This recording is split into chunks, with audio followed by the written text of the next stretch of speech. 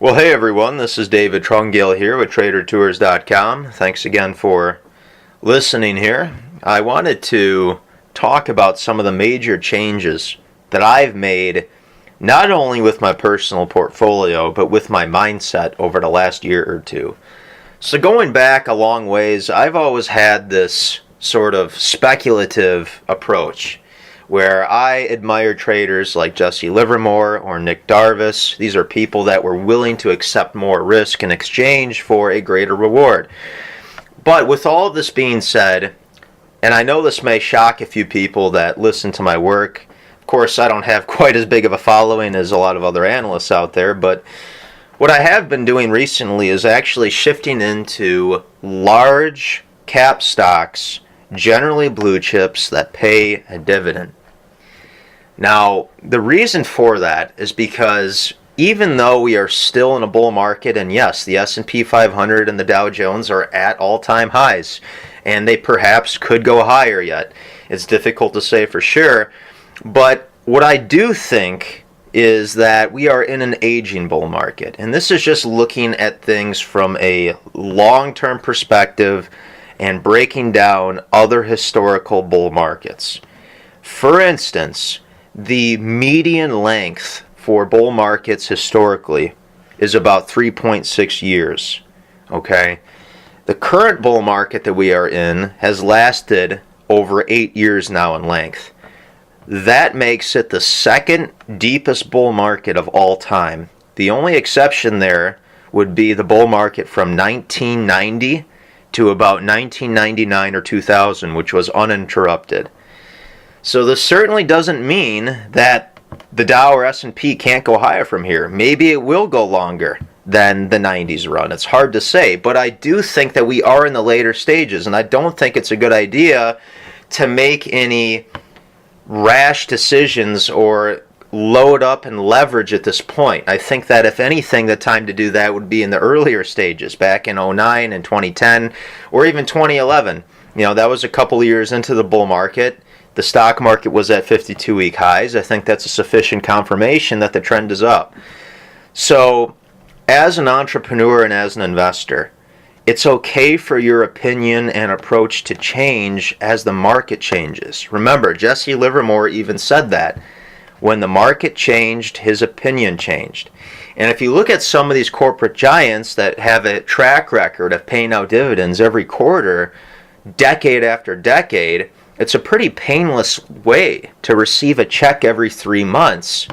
Now, the only warning flag that I would throw out with this is you have to be a little bit careful chasing high yields. If you see a company that's smaller, that's paying a yield of 10, 12, or 15%, you have to ask yourself the question, why? Are those proceeds truly in excess of profits for the company? Maybe that company will end up revoking the dividend. That's something that they can do, which is why I prefer to stick with yields that are about 2 to 5% with large corporations that I know.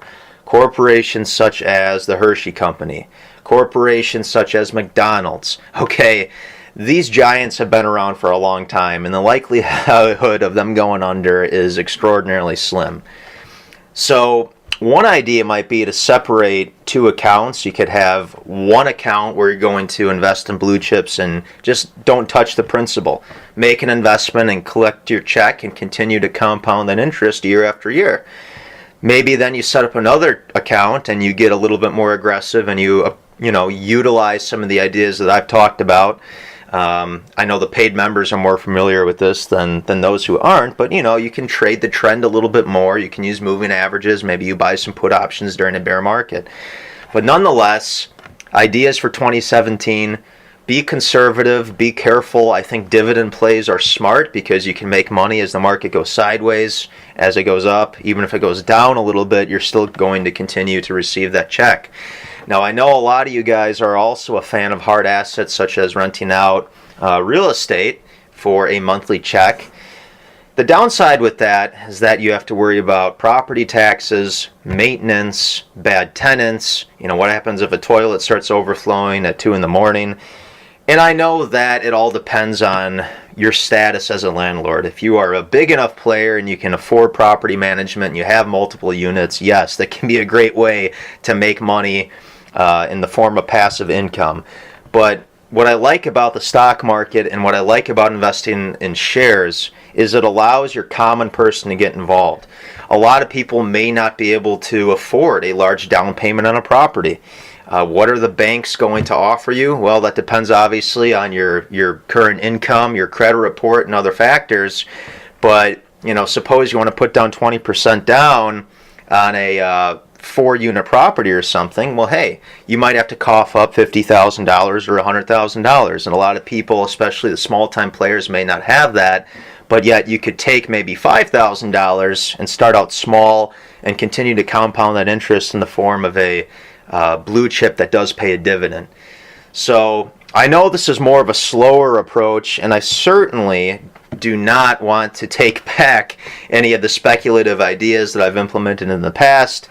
I still trade trends. I still use moving averages. I still think that analysis is very, very important. But again, going forward from 2017, I would say be careful. I did warn some people in 2015 and 2016 that, hey, we are in an aging bull market, be careful. But in hindsight, I'm very glad that I didn't short the market. I had some subscribers write into me and say, David, some moving averages crossed, the market's going to go down, why aren't you going short? And I said, well, I don't know for sure if we're in a bear market yet. And certainly, if you look at what's happened over the last year or two, that bear market, or I should say neutral market that we appeared to be in, it ended. That doesn't mean that we won't be in another bear market at some point down the road here.